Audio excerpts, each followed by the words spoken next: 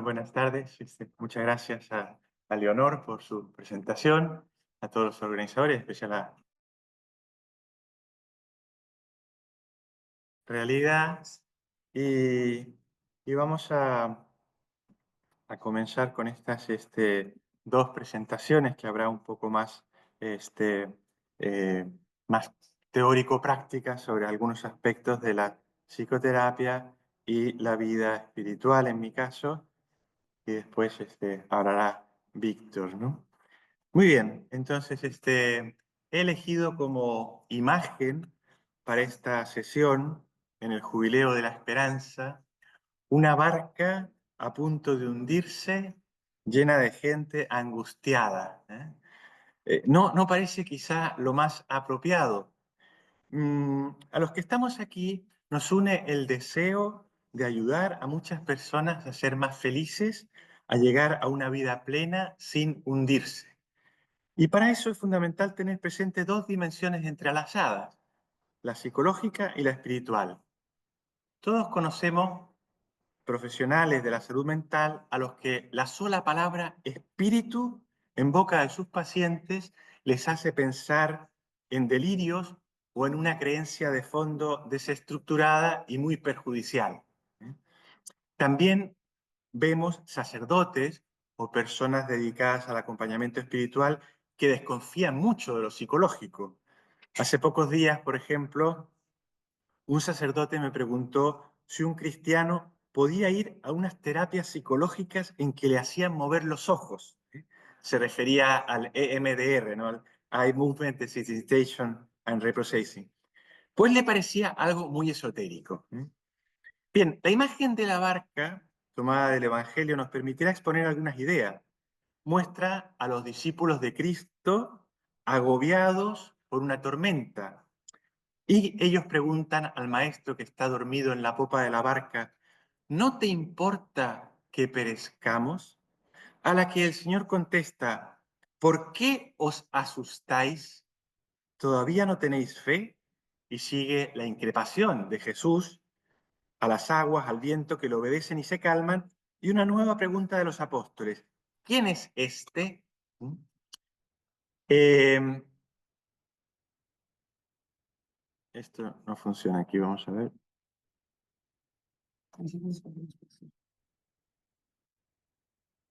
Ecco. Las tres preguntas que hemos mencionado nos pueden servir y nos ayudan, pienso, a creyentes y no creyentes para ser el esquema de esta sesión. El primer punto se titula La espiritualidad en su misterio, donde la pregunta es ¿a quién le importa? ¿A quién le importa lo que yo haga, lo que yo sienta, lo que yo piense, o cómo sufre, o por qué sufro? El segundo apartado será dar nombre al síntoma, que busca responder a ¿por qué tienes miedo? Y el tercero lo llamamos una actitud abierta, abierta al asombro, a la trascendencia. ¿Quién es este? Esta actitud es importante para los profesionales de la salud mental, por lo que dijo Juan Pablo II en 1993 a la Asociación Psiquiátrica Americana, los autores del DSM. Vuestro trabajo os lleva a menudo al umbral del misterio humano. De hecho, el interés de la espiritualidad en salud mental está muy extendido. La Asociación Psiquiátrica Americana tiene actualmente un comité sobre religión, espiritualidad y psiquiatría con una agenda específica. Sin embargo, en la práctica y en la enseñanza de la medicina o psicología, la espiritualidad no se comprende bien y es poco considerada. Por varios años he dado clases de espiritualidad y medicina a estudiantes de segundo año de medicina. Y antes de comenzar, les hacía 4 preguntas. ¿La espiritualidad es esencial al ser humano? ¿El médico o psicólogo ha de tener la espiritualidad en cuenta? ¿Un médico cura personas o solo heridas? ¿Hay relación entre espiritualidad y enfermedad? Todos los años las respuestas han sido muy similares. Las presento agrupadas, un total de 600 estudiantes más o menos, Y a la primera pregunta, más de un 60% respondió que la espiritualidad era esencial al ser humano. Más de un 60%. Un 58% consideraba que los médicos tenían que tener en cuenta la espiritualidad al tratar a sus pacientes. Sobre si la espiritualidad influía o no en la enfermedad, un 50% dijo que sí y un 50% dijo que no. Me pareció interesante que al preguntarle si el médico debía curar personas y no solo patologías, el 100% respondió que debía curar personas. Los resultados reflejan una cierta paradoja. Los estudiantes intuyen una dignidad en la persona humana sin saber bien por qué. Vamos así al primer punto, la espiritualidad en su misterio. Desde la dimensión espiritual surge esa primera pregunta. ¿No te importa? ¿No te importa que perezcamos? Es una pregunta que todos nos hacemos, con una formulación quizá distinta, ante las dificultades, ante el dolor. ¿Hay alguien al que le importe lo que me pasa? En la enfermedad psíquica, en particular en la depresión, la respuesta automática es tantas veces, no hay nadie a quien yo le importe. Muchas veces he visto lo mismo en el acompañamiento espiritual. Personas que se quejan, pues dicen que a nadie les importa lo que les ocurre, sea una enfermedad. Pensar que a nadie le importa lo nuestro va unido a aislarse, a centrarse en uno mismo, a un egocentrismo que, como sabemos, es psicológicamente muy peligroso, en la base de tantos trastornos de personalidad. Y si a nadie le importa lo mío, ¿por qué esforzarse? ¿Por qué vivir? ¿Por qué dejar de lado la droga? ¿Por qué ser responsable? Que viene del verbo latino respondere, dar respuesta a alguien. Si a nadie le importa, en el fondo no hay nadie a quien responder. La espiritualidad nos diferencia de los animales, de los robots y de las plantas o frutas en el proceso de madurez. Nos hace capaces de preguntarnos por el sentido de la vida, si hay alguien al que le importa lo nuestro. Permite intuir el bien y el mal, a diferencia de un robot.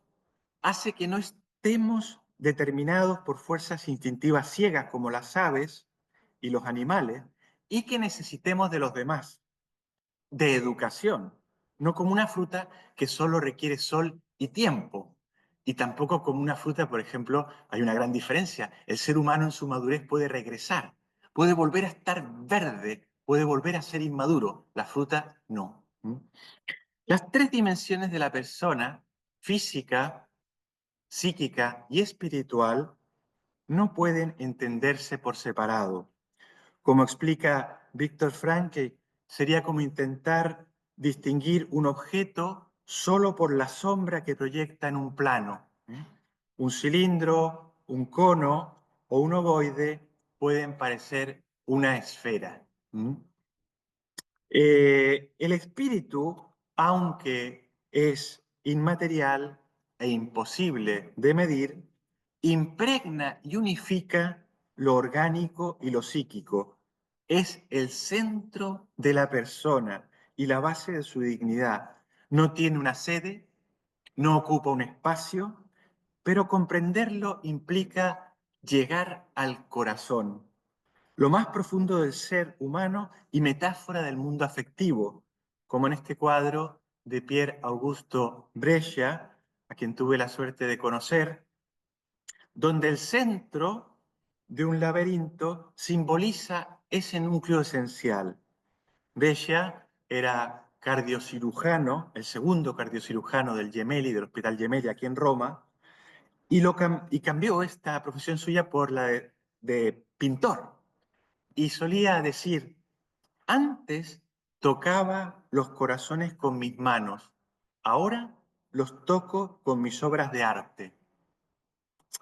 El corazón reacciona ante la belleza, ante el bien, ante la verdad, se deja tocar. Es el lugar donde la persona elige o no a Dios. Llegar a descubrir el corazón es de llegar a descubrir lo esencial que es invisible a los ojos, como escribió Saint-Exupéry, y buscar esas razones que la razón no puede comprender, en frase de Pascal. Otro cuadro de Brescia se llama La Bahía de la Inocencia y representa a un hombre equilibrando su dimensión espiritual y material. Nuestra visión del ser humano, la visión de ustedes, vuestra visión del ser humano como profesionales de la salud, influye mucho en la acción terapéutica y en toda la vida, en todo lo que hacemos. ¿Cómo considero al ser humano? Influirá en todo mi obrar. Y se presentan estas preguntas, ¿no? ¿Somos empujados, impulsados solo por fuerzas ciegas o hay algo que nos atrae desde fuera?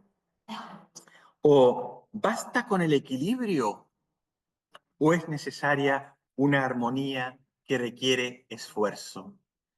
Además de llegar al corazón, hemos de llegar a la mente, al interior de la mente. El espíritu también se refleja aquí en la mente.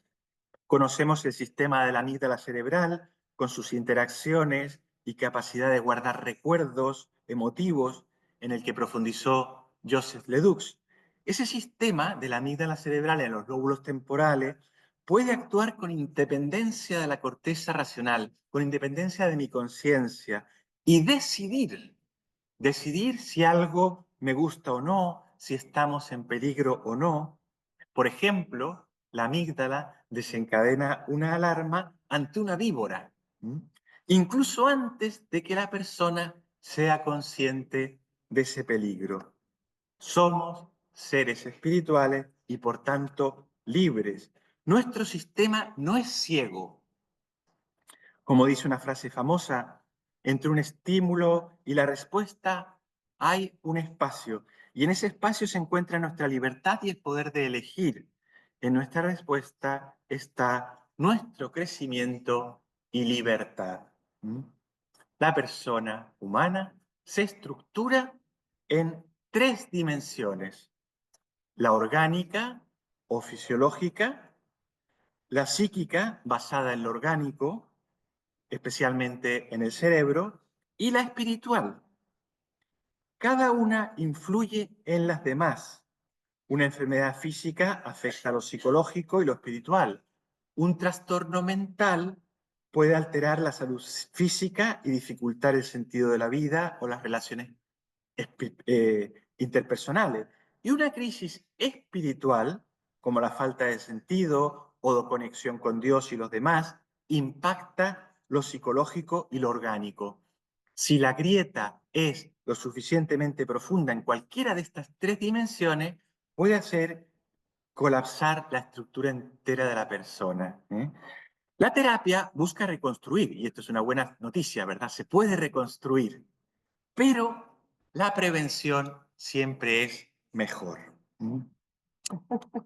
El espíritu fundamenta la inteligencia y la voluntad que nos permite afirmar: conozco y quiero. Soy libre, en lugar de dejarnos llevar solo por impulsos. El materialismo, en cambio, al negar la dimensión espiritual, nos reduce a mecanismos biológicos. Como sostenía John Watson, el hombre actúa como actúa solo por cómo está hecho. Comparándolo a un boomerang, decía, es igual que un boomerang el ser humano. Si el boomerang vuelve, es por cómo está hecho, por sus materiales.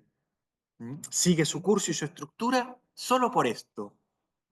Bien, como sintetizó Kierkegaard, para terminar este primer punto, ¿qué es el espíritu? El espíritu es el yo.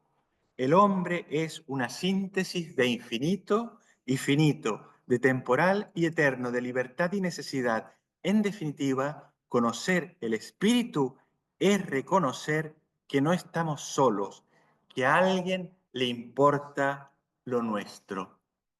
Y así pasamos al segundo punto, que es dar nombre a los miedos. ¿Por qué os asustáis? Sabemos que verbalizar los síntomas, es muy provechoso para la salud psíquica.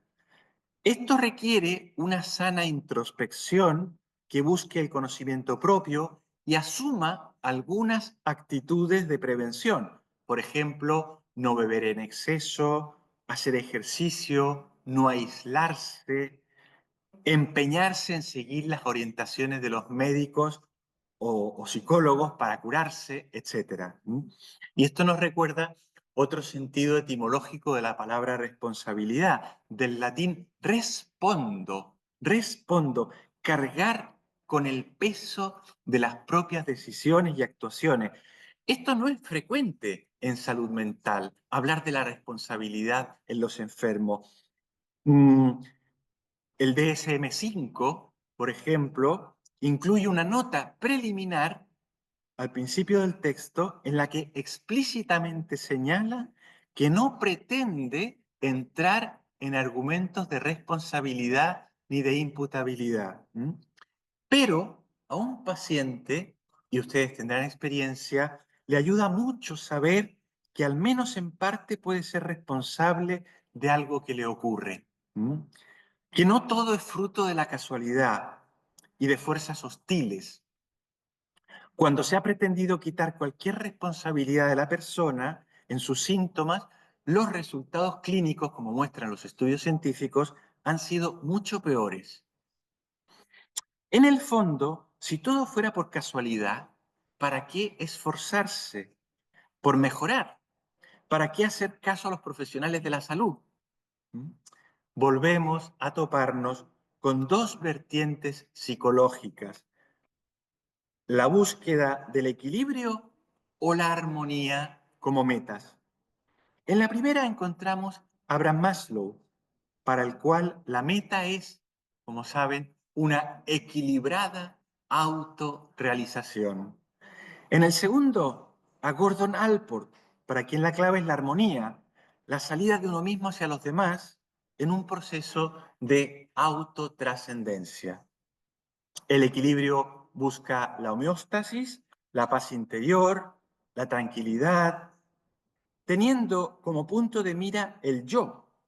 La armonía, que no excluye el equilibrio, implica tensión o esfuerzo, capacidad de amar, de donarse, sacrificio, apunta a los demás.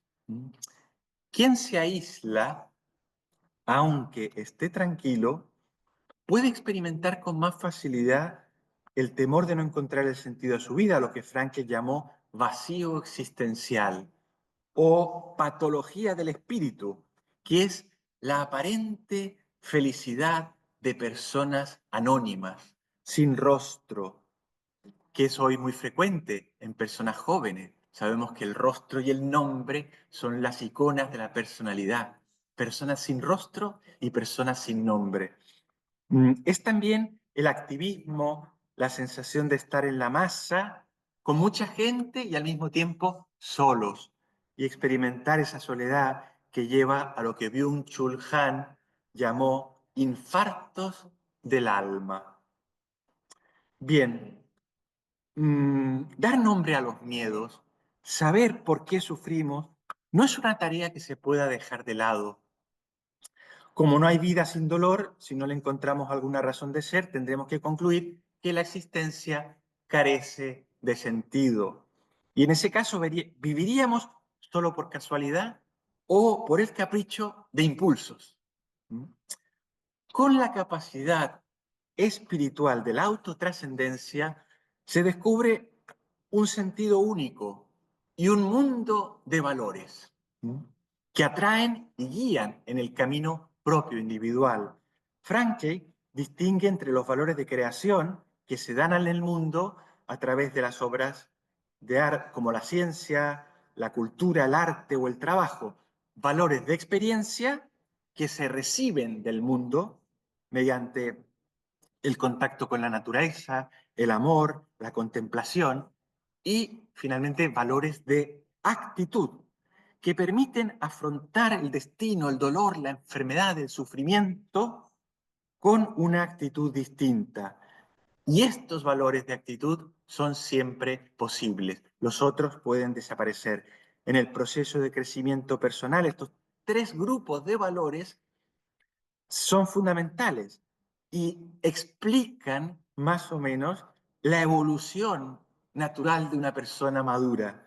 Desde el Homo faber, que trabaja, que crea, al Homo amans, el hombre que ama, que experimenta, que siente, y finalmente al Homo patiens, que encuentra la libertad incluso en la adversidad, gracias a los valores de actitud, manteniéndose libre y firme ante la enfermedad, la cárcel o un campo de concentración.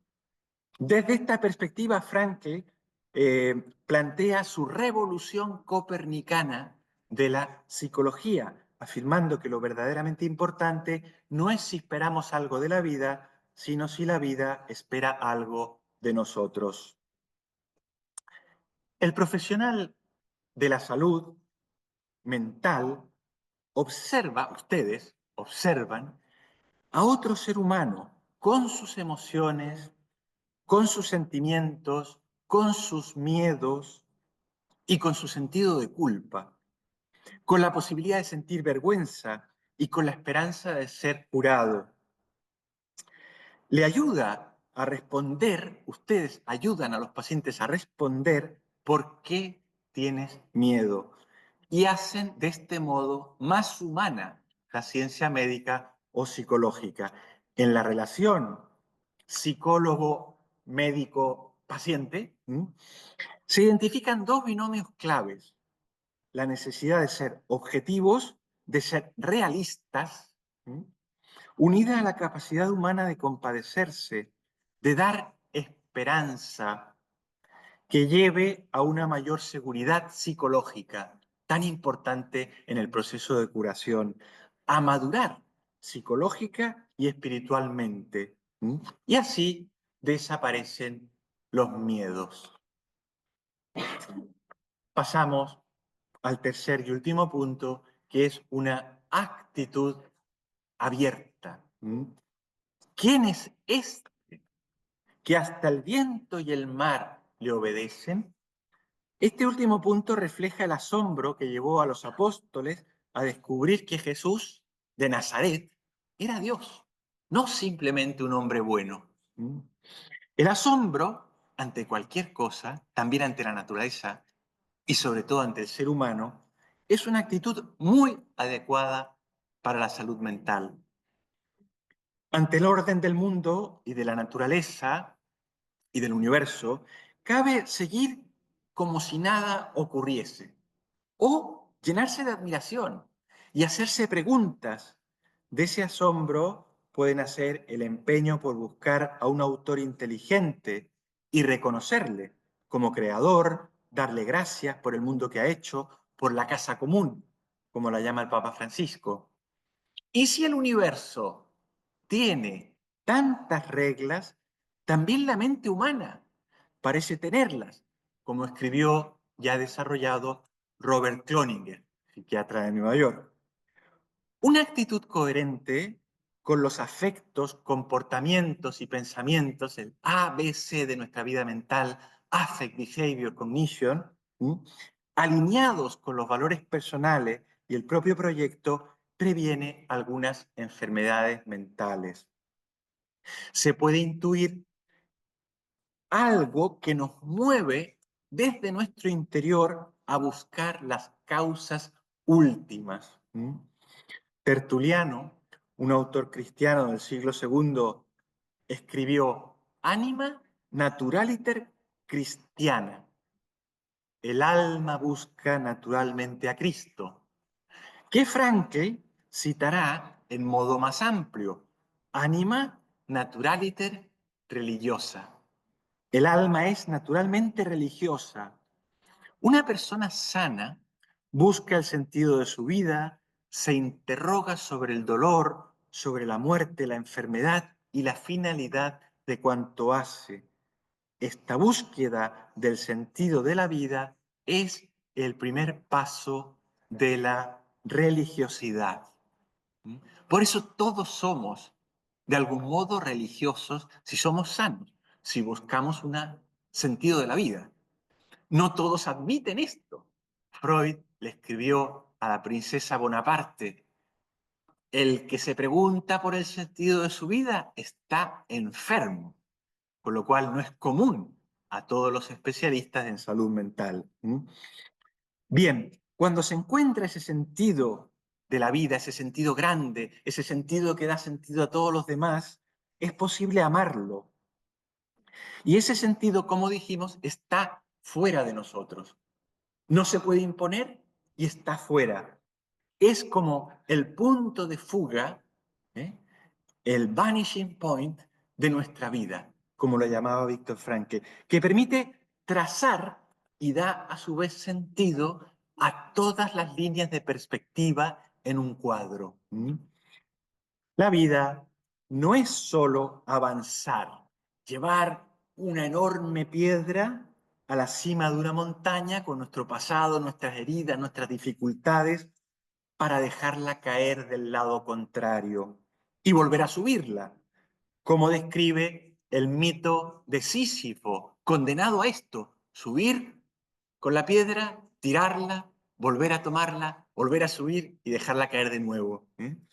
No se trata de soportar despreciando el destino, sin ninguna esperanza, como hace Sísifo. Albert Camus explica así la condena de Sísifo y así su triunfo.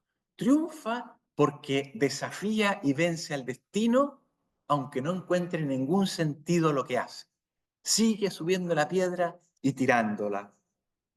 Tampoco se espera, tampoco nuestra vida, tampoco la vida misma, es frenar el mal que llega inexorablemente, como quien detiene las fichas de un dominó o las cartas que caen. La actitud saludable, la verdadera resiliencia, para usar un término psicológico a ustedes muy conocido, es encontrar sentido a lo que ocurre, moverse por amor, favorecer la donación, que está en la estructura de la persona, y apoyarse en otras personas. Los grandes profesionales de la salud están abiertos a la espiritualidad de sus pacientes y a la espiritualidad en general. Pensemos en Karl Jaspers, que insistió en la necesidad de no olvidar la vida del espíritu, de grande psiquiatra, ¿verdad? Donde el hombre, decía, es el ser que siempre decide y decide en cada paso lo que es. Es preciso asombrarse y estar abiertos a la trascendencia, al espíritu, para entender al ser humano.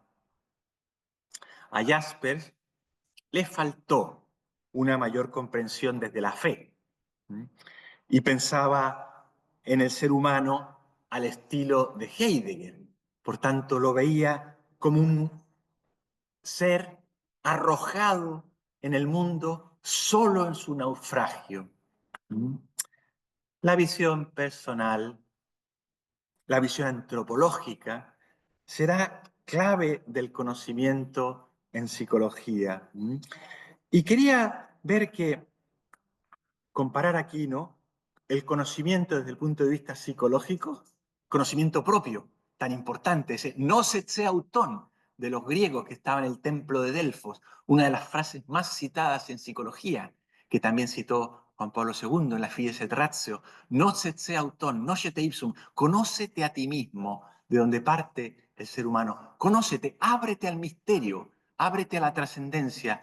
Pues ese conocimiento propio, en su vertiente psicológica y en su vertiente de la vida espiritual, quizá más propiamente la vida espiritual cristiana, no se contraponen para nada. La luz de Dios en la vida espiritual, la luz de Dios será clave en la vida espiritual, la introspección será lo más importante en el conocimiento desde el punto de vista psicológico. La psicoterapia pone delante un patrón ideal, un patrón sin más. La vida espiritual o el acompañamiento espiritual se pone delante a un modelo: Jesús de Nazaret, La figura de referencia será el psicoterapeuta o el psicólogo o el médico o el acompañador espiritual que muestra a Cristo en el lado espiritual. En algunas corrientes de psicología, lo prioritario será el estudio del inconsciente. Hacemos en las corrientes psicoanalíticas. En el acompañamiento espiritual, lo fundamental será la conciencia o el flujo consciente de los pensamientos, para decirlo como un cognitivista. El objetivo de ambas formas de conocimiento está en conseguir una buena autonomía, autoestima con una clara identidad. Y esto permite concluir, desde el punto de vista psicológico, soy como los demás. Y desde el punto de vista de la fe o del conocimiento espiritual, Dios se hizo hombre por mí. Todo en perfecto entrelazamiento. La actitud abierta, más elevada, es la que nos lleva en esa apertura a buscar el sentido último, a buscar a Dios. Así escribió Romano Guardini: solo cuando la mirada se aparta de mí hacia Dios, soy yo mismo. Como hemos visto, la pregunta ¿quién es este? Estamos por acabar. Tiene consecuencias muy importantes. Reconocer a Dios cambia la vida. Y no es poco científico admitir que Dios pueda existir. El universo y la mente humana dan indicios de su presencia. Lo que es poco científico es negar a Dios a priori. Desde el punto de vista psicológico, imaginarse a una persona que nos quiere y acompaña en cualquier circunstancia, a Jesús en cada evento, pasado, presente o futuro, es algo que llena de paz. Hay dos posibilidades: afirmar a Dios, o al menos buscarlo, ¿eh? O encontrar un sustituto. Cuando la principal fuente de seguridad deja de ser Dios, ante la pregunta ¿quién es este?, nos contentamos con que sea solo un ser humano, un hombre poderoso, una mujer poderosa. Y este camino puede llevar a ponerse uno mismo o a otra persona en el lugar de Dios y sin duda a ahogarse. Terminamos y volvemos a la imagen de la barca en la tormenta para oír el consejo de San Agustín y llenarnos de esperanza. Decía San Agustín comentando este pasaje de la barca en la tormenta: cristiano, en tu barca duerme Cristo. Como se ve allí, ¿verdad? Cristo dormido en la popa. Despiértalo. Dará orden a las tempestades para que todo recobre la calma. Y después pregunta al mismo San Agustín: ¿qué es despertar a Cristo? Es despertar la fe y recordar que has creído. Haz memoria, pues, de tu fe. Despierta a Cristo, sigue diciendo el santo de Hipona, cuya madre, Santa Mónica, está enterrada aquí, a pocos pasos, en la Basílica de San Agustín, al lado. La podrán ver después. Tu misma fe dará órdenes a las olas que te turban y a los vientos de quienes te persuaden al mal, y al instante todo eso desaparecerá. Bien, las virtudes sobrenaturales, la fe, la esperanza y la caridad, sostienen la madurez cristiana en lo que he llamado la pirámide de la madurez cristiana, y con esto acabaré. La fe ilumina la identidad, ayudándonos a comprender que no estamos solos, esa primera pregunta, sino que somos criaturas de un Dios que se preocupa por nosotros, al que le importa lo nuestro. La autonomía, impulsada por la esperanza, nos motiva a alcanzar un proyecto de vida sin miedo, con la seguridad que no defrauda. que es la definición de esperanza tomada de San Pablo, hecha propia por el Papa Francisco para este año jubilar. Y finalmente, la autoestima arraigada a la caridad, que encuentra su respuesta en Dios, que es amor y nos entrega su amor. Comprender la espiritualidad implica salir de uno mismo, poner en práctica la capacidad humana de autotrascendencia hacia Dios y los demás por amor. La madurez espiritual lleva a descubrir que, como escribió Kierkegaard, la puerta de la dicha no se abre hacia adentro, sino hacia afuera. Muy bien, pues muchas gracias. Esto era lo que quería decir.